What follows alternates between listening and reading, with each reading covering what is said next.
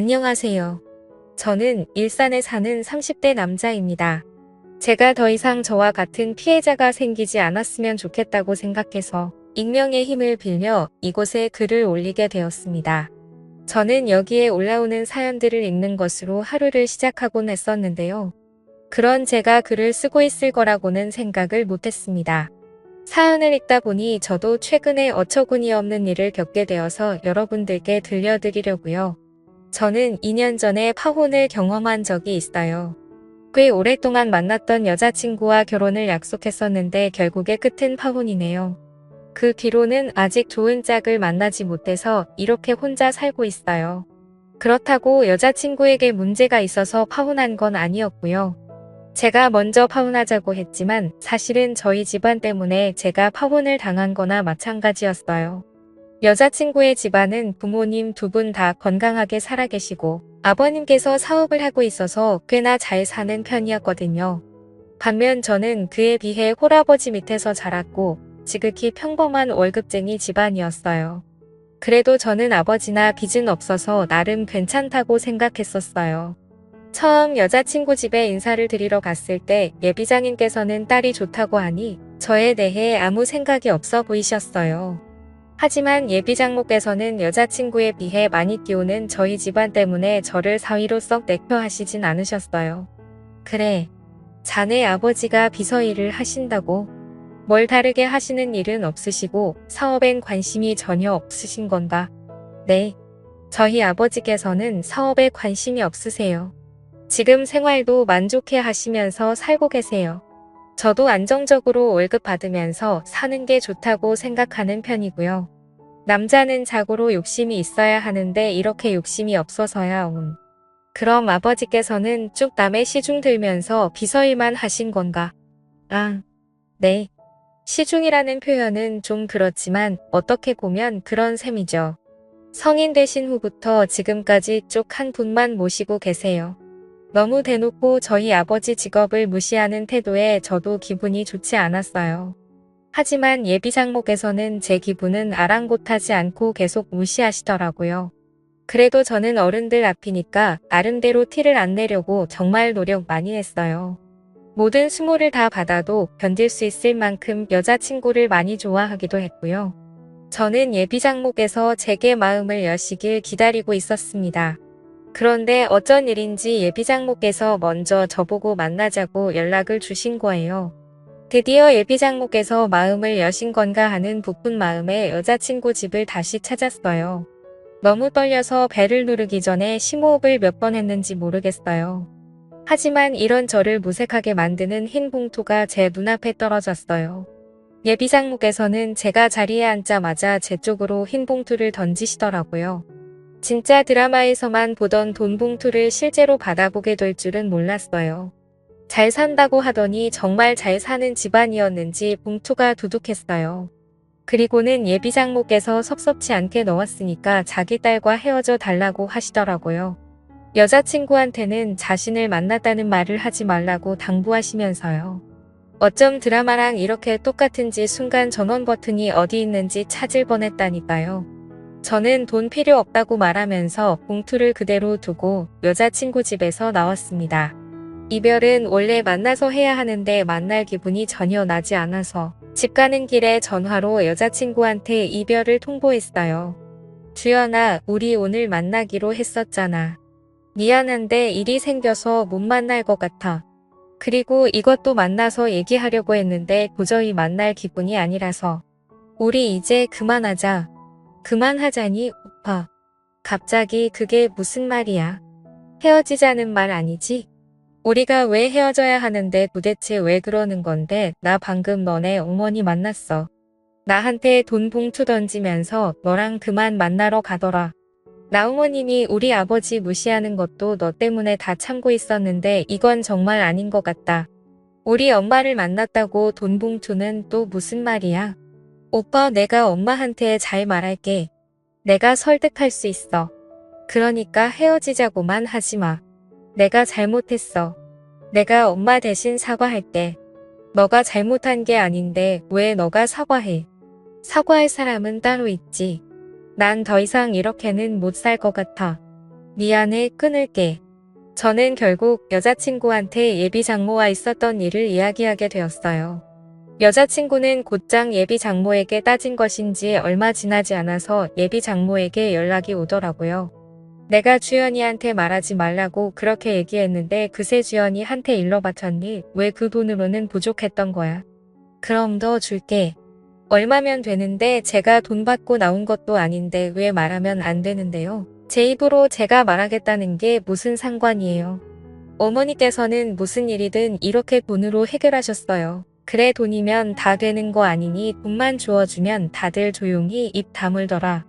너가 돈을 가져본 적이 없어서 모르나 본데 세상은 원래 돈으로 살아가는 거야. 어떻게 어머니한테서 주연이 같이 착한 아이가 태어났는지 모르겠네요. 이런 어머니를 둔 주연이가 참 불쌍해요. 저 당신 딸 만날 일 없으니까 다시는 연락하지 마세요. 제가 원래는 막말하는 성격이 아닌데 저도 모르게 말이 막 튀어나오더라고요. 그래도 여자친구가 좀 걸리긴 했지만 하고 싶은 말을 하고 나니 속은 조금 후련했어요. 저는 여자친구 없이도 잘 살아보려고 노력을 많이 했어요. 하지만 제가 너무 사랑했던 사람이라 불쑥불쑥 여자친구가 생각나긴 하더라고요. 그런데 얼마 지나지 않아 예비 장모에게 다시 연락이 오는 거예요. 지금 여자친구가 저와 헤어지고 나서 식음을 전폐하면서 시름시름 앓고 있다고요. 보다 못해 이대로 딸이 잘못될까봐 저한테 전화했다고 하시더라고요. 나 주연이 엄마인데 우리 딸이랑 만나는 건 아무 말 안 하겠네. 그러니 주연이랑 다시 만나주면 안 되겠나? 지금 저랑 뭐 하자는 거예요? 제가 그렇게 만만하세요? 헤어지라고 돈 봉투 던질 땐 언제고 지금은 다시 만나달라고요. 지금 주연이가 많이 아파. 자네랑 헤어진 이후로 밥도 안 먹고 방에서 나오질 않아. 혼자서 시름시름 앓고 있는데 햄이 된 사람이 할 수 있는 게 이거밖에 없는 것 같아서 전화했어. 주연이 저렇게 만드신 건 어머니예요. 어머니가 그때 제게 돈 봉투만 던지지 않으셨어도 저희는 이렇게 헤어지지 않았어요. 알아요. 그래, 다 내 잘못이야. 그러니 우리 주연이를 봐서라도 한 번만 용서해주면 안 되겠나? 내가 다시는 둘이 만나는 걸로 아무 말 하지 않겠네. 솔직히 이때까지 예비 장모가 했던 말과 행동을 생각해보면 다시 만나고 싶지 않았어요. 예비 장모와 전화를 마치고 정말 오랫동안 고민을 많이 했어요. 애타게 기다리던 예비 장모에게 사과 문자까지 올 정도였으니까요. 하지만 저는 여자친구를 생각했던 것보다 훨씬 더 사랑했더라고요. 저는 결국 여자친구가 저와 헤어지고 힘들어한다는 말이 계속 머리에 맴돌아서 여자친구에게 연락해 다시 만나자고 했죠. 예비 장모는 저와 다시 만나는 동안 예비 장모를 설득한 것인지 예비 장모가 먼저 여자친구한테 상견례를 하자고 말했다 하더라고요. 저는 들뜬 마음으로 아버지께 말씀드리고 아버지께서 편하신 날로 날짜를 잡았어요. 아버지는 상견례 가서 기죽으면 안 된다면서 백화점에 가자고 하시더라고요. 그러더니 남성 코너에서 정장 두 벌을 들고 저를 부르고 계셨어요. 아버지 두 벌이나 사시게요. 어차피 상견례 한 번만 하는 건데 한 벌이면 되지 않을까요? 아니면 저보고 둘 중에 하나 골라달라는 말씀이세요? 아니 하나는 내 옷이야. 너도 새 걸로 한 벌 내가 맞춰주려고. 이건 아빠가 우리 아들한테 주는 축하 선물인데 아버지 전 괜찮아요. 회사 다니면서 정장 입으니까 종류별로 되게 그러니까 괜히 엄한데 돈 쓰지 마세요. 아이 참 내가 주는 선물이라니까. 그러네. 그리고 엄한데 쓰는 게 아니라 우리 아들한테 쓰는 건데 나들 이거 안 받아주면 나 진짜 서운할 것 같아. 우리 이렇게 맞춰서 상견례 입고 가자. 어찌 된 게 저보다 아버지가 더 들뜬 것 같았어요. 그래도 아버지 기분이 좋아 보이시는 것 같아 저도 덩달아 기분이 좋아졌어요. 이때까지 예비 장모와 있었던 안 좋은 일들은 다 잊고 새 출발할 수 있을 것만 같았어요. 하지만 이런 기대도 한순간에 짓밟아버린 사람이 있었어요. 바로 문제 예비 장모입니다. 상견례 날 예비 장모는 약속 장소에 들어온 순간부터 표정은 좋지 않았어요. 상견례 내내 어딘가 불만 가득한 표정으로 일관하셨죠. 그러면서 저희 아버지께 형편이 넉넉한 자기들이 집을 해올 테니 저희는 자기가 보내주는 리스트 보면서 혼수를 해오라고 하시는 거예요. 그쪽 집안 사정을 생각해서 형편이 넉넉한 저희가 애들 신혼집을 해드릴게요. 그쪽에서는 저희가 보내주는 리스트를 보면서 혼수를 해오시면 될 것 같네요. 아닙니다, 어머님. 제가 모아둔 돈이 있어서 괜찮습니다. 집은 저희 쪽에서 해오겠습니다. 혼수도 어차피 둘이 살 거라 간단하기만 하면 될 것 같습니다. 뭐야 꼴에 자존심은 있는 거야. 그렇게 무리하지 않아도 돼. 우리가 알아서 다 해줄게. 그리고 혼수도 자네 형편 생각해서 비싼 건 내가 미리 다 뺐어. 어머님 계속 저희 집안 형편 들먹이시는데 저희 거지 아닙니다. 월급쟁이라고 무시하시는데 저희 빚도 없고요. 오히려 월급 받으면서 모아둔 돈도 집 사고 남을 정도로 있습니다. 그럼 뭐해. 나 매일 뒤치다꺼리 하면서 받은 코 묻은 푼돈일 텐데. 괜히 자존심 부릴 거 없다니까. 자존심이 밥 먹여주니? 저와 예비 장모가 하는 말을 들은 아버지의 표정이 살짝 좋지 않았습니다. 예비 장모는 아버지의 표정이 변한 것이 오히려 재미가 있었나 봐요. 제 자존심 들먹이면서 저를 더 자극하려고 들더라고요. 제가 맞받아치려고 하는데 저희 아버지께서 지금 뭐 하시는 거냐면서 지금 이게 상견례를 하러 온 것인지 사람을 가지고 놀려고 온 것인지 따지기 시작하셨어요. 결국 상견례 분위기는 살얼음 판이었고 저는 아버지를 데리고 그 자리에서 나왔어요. 여자친구는 저를 붙잡았지만 저는 뒤도 돌아보지 않고 여자친구 손을 뿌리쳤어요. 그리고 여자친구한테 도저히 이건 아닌 것 같다며 결혼은 없던 일로 하자고, 어쩌면 우리 관계도 이대로 계속 만나도 되는 것인지 다시 생각해봐야 할 것 같다고 했어요. 저는 아버지께 너무 죄송해서 집에 가는 내내 아무 말도 할 수 없었어요. 그렇다고 아버지도 딱히 제게 말을 걸지 않으셨고요. 차 안 공기는 히터를 아무리 세게 틀어도 냉동창고 마냥 차가웠어요. 집에 도착한 뒤 한참 말이 없던 아버지께서 제게 입을 열었습니다. 준우야, 결혼은 둘이 좋아서 오로지 둘만 보고 하는 거라 내가 뭐라고 하진 않겠지만 예비 장모를 보니 결혼하고 나서 너가 너무 시달릴 것 같아서 걱정이구나. 저도 오늘 겪어보니 결혼은 아닌 것 같아요. 이미 여자친구한테는 파혼하겠다고 말해놨어요. 괜히 저 때문에 이런 수모를 겪은 것 같아서 죄송해요. 내가 죄송할 게 뭐가 있어. 내 잘못도 아닌데. 오히려 내가 너한테 미안하지. 부유한 과정에서 태어났어야 했는데 내가 정말 미안하구나. 그게 무슨 말씀이세요? 전 아버지 아들인 게 정말 자랑스러워요. 그러니까 그런 생각 다시는 하지 마세요. 아셨죠? 제가 파혼한 후에도 아버지는 하시던 비서 일을 꾸준히 계속하셨어요. 그런데 아버지께서 모시던 회장님이 이제 나이가 많으셔서 그런지 체력이 예전 같지 않아서 회사를 누군가에게 물려줘야 하는 상황이었나 봐요. 하지만 회장님은 평생을 자식 없이 아내분과 단둘이 살았어서 물려줄 자손이 없었어요.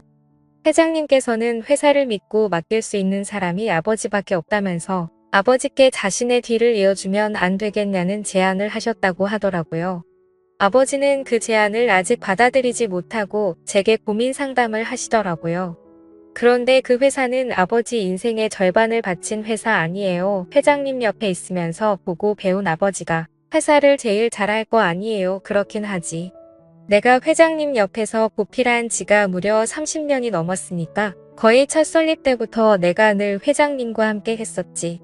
그러니까요, 회장님만큼이나 회사를 잘하는 직원은 아버지밖에 안 계실 거예요. 그러니 회장님도 아버지께 믿고 회사를 맡기시려는 게 아니겠어요. 천천히 잘 생각해보세요. 저는 아버지께 너무 성급하게 받지도 거절하지도 말라고 당부드렸어요. 충분히 생각을 하신 후에 결정하셔도 늦지 않다고 말이에요. 아버지는 오랜 고민 끝에 회장님의 제안을 받아들이기로 하셨어요.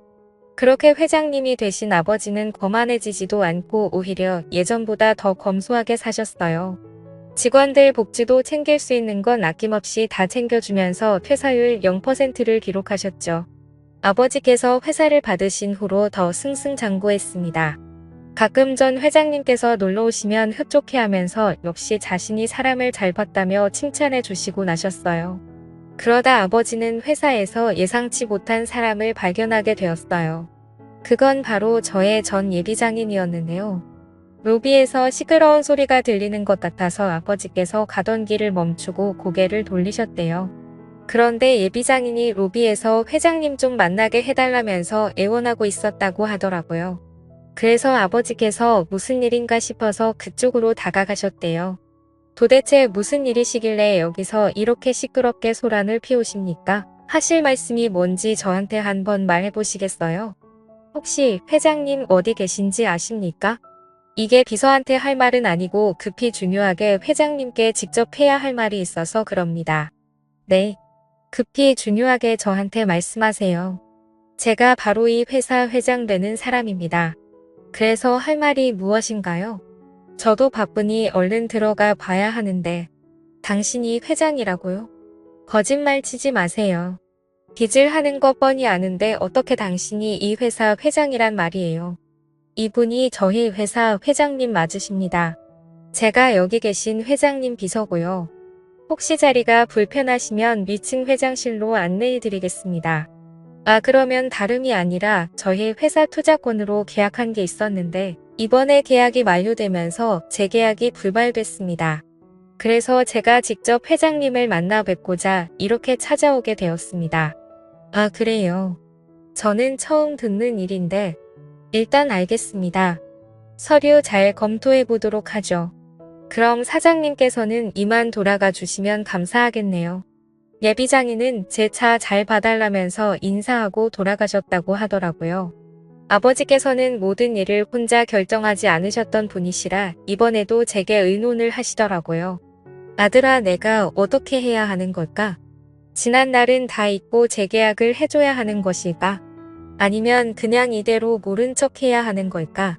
아버지, 절대 재계약해주지 마세요. 어차피 두 번 다시 볼 사람들 아니에요. 뭘 망설이세요? 그냥 아무것도 해주지 마세요. 하지만 내가 투자를 해주지 않는다면 그 회사는 망하게 될 것이야. 우리 회사가 제법 많이 투자를 해주고 있었더라고.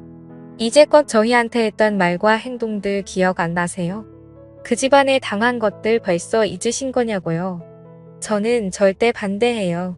아버지는 저의 완강한 반대에도 생계가 달려있다 보니 많이 망설이는 눈치셨어요. 저는 결국 아버지께 며칠만 더 고민해 보라고 말하고 방으로 들어갔어요.